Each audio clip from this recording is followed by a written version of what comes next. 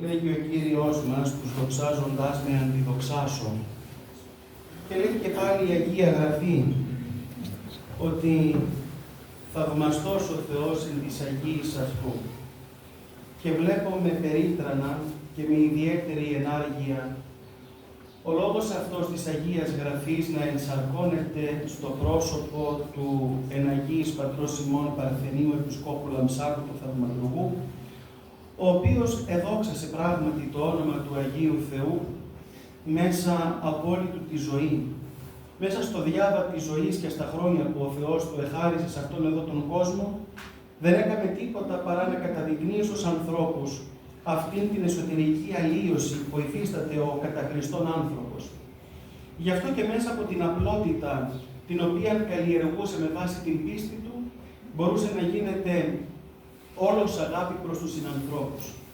Αλλά όμως, εκείνο που γινόταν το στήριγμά του ήταν ο ίδιος ο Χριστός, τον οποίο είχε να αποθέσει τη ζωή του ολόκληρη.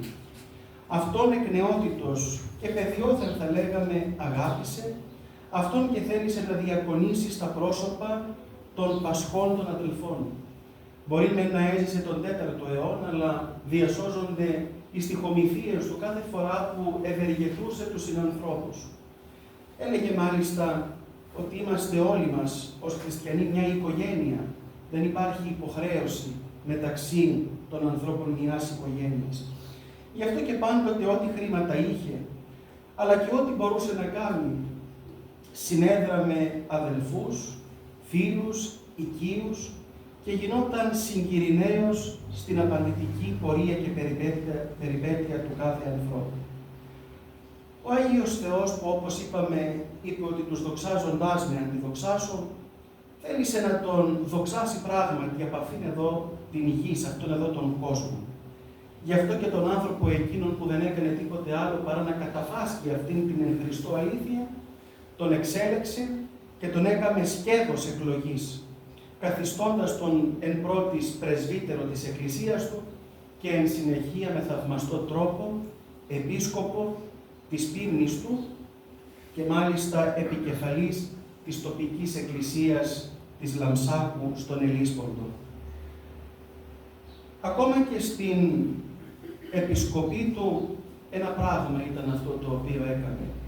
Δεν έπαβε ποτέ να ευεργετεί, δεν έπαβε ποτέ να αγαπά, δεν έπαβε ποτέ να υψώνει τα χέρια του στον Άγιο Θεό για τους χριστιανούς του. Και μάλιστα σε χρόνους δύσκολους, σε χρόνους όπου το να πιστεύει στον Χριστό δεν ήταν μια ελεύθερη επιλογή, αλλά και που ακόμα η Εκκλησία εκαλεί τον να αντιμετωπίσει τις πλειάδες των αιρέσεων και των σχισμάτων. Εκεί ο Άγιος μέσα από την απλότητά του και μέσα από την έκφραση της ποιμαντικής του αγωνίας προσπαθούσε να διαφυλάξει την πίμνη του Χριστού αλόβητη από το δηλητήριο των αιρέσεων και παράλληλα να ενδιαφέρεται για κάθε πτυχή της ζωής των ανθρώπων. Γι' αυτό και βλέπουμε πως και ο δεύτερος λόγος, ο αγιογραφικός, ότι θαυμαστός ο Θεός εν της Αγίης αυτού, ενσαρκώνεται στο πρόσωπο του Αγίου Παρθενίου, αφού ο Θεός τον εχαρίτωσε με το χάρισμα της θαυματουργίας. Έτσι, ενώ όσο ακόμα ζούσε, είχε αυτήν την δυνατότητα κάθε ασθένεια των ανθρώπων οι οποίοι προσέτρεχαν κοντά του με πίστη και του εξέφραζαν το παράπονο και την αγωνία τους για τις μάστιγες των ασθενειών, εκείνος με το σημείο του Σταυρού μπορούσε να κάνει θαύματα.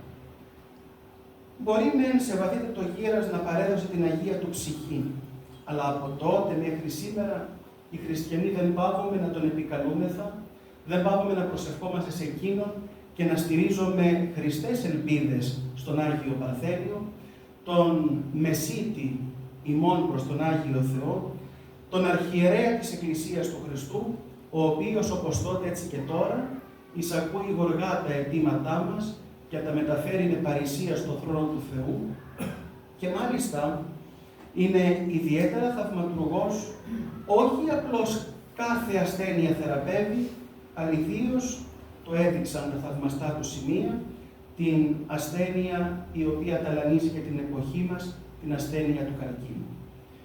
Ο Άγιος Παρθένιος ως πνευματικός πατέρας Ως Επίσκοπος της Εκκλησίας του Χριστού, ας ευχόμαστε να είναι βακτηρία και υποστηριγμός σε όλους τους αδελφούς μας οι οποίοι ταλανίζονται, ταλαιπωρούνται, κουράζονται και πονούν μέσα σε αυτή την ασθένεια, να πρεσβεύει στον Άγιο Θεό έτσι ώστε ο Άγιος Θεός μέσω του θεράποντος Αγίου του Αγίου Παρθενίου να τους χαρίζει την ίαση.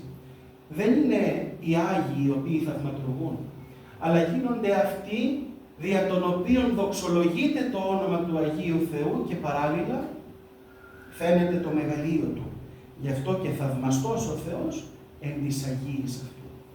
Ήθε λοιπόν ο Άγιος Παρθένιος να εμπνέει όλους μας στον κατά Χριστόν αγώνα και να δέεται για όλους εμάς τον Άγιο Θεό, να έχουμε όχι μόνο την σωματική, αλλά και την ψυχική μας υγεία. Αμήν. Διευχών των Αγίων Πατέρων ημών, Κύριε Ιησού Χριστέ ο Θεός, ελέησον και σώσον ημάς.